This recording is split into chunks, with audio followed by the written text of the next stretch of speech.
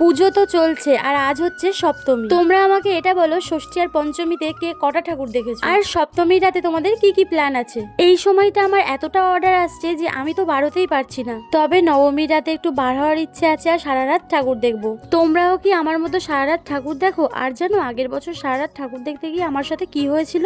পুজোর সময় সবাই তো নতুন জুতো কেনে, আর আগের বছর আমি একটা জুতো কিনেছিলাম, সেটা অনেকটাই হিল ছিল। আর ওই হিল জুতো পরে আমি না সারা রাত ঠাকুর দেখেছি, আর আমার পায়ে ঠোলা উঠেছিল, বড় বড় ঠোলা উঠেছিল। আর 4টে ঠাকুর দেখার পরে না আমি তো হাঁটতেই পাচ্ছিলাম না। তার মধ্যে আবার 5 নম্বর প্যান্ডেলে যাওয়ার সময় আমার গিয়েছে পা মোচ। সে কি কাণ্ড! এরপর থেকে আমি ভেবেছি আর কোনোদিন হিল তোলা জুতো পরে আর ঠাকুর দেখতে বার হবো না। তোমাদের সঙ্গে কি কখনো এরকম হয়েছে? তোমরা কি জুতো পরে ঠাকুর দেখতে পারো সেটা কিন্তু আমাকে কমেন্টে জানিও। আজকে কেকটা একজন তার প্রিয় মানুষের জন্য অর্ডার করেছে, আর সিম্পল ভাবেই আমি করেছি। তোমাদের কেমন লেগেছে আমাকে কিন্তু জানাবে কমেন্টে। তোমরা সবাই দুর্গাপুজো খুব ভালো করে কাটিও, ভালো থেকো, টাটা।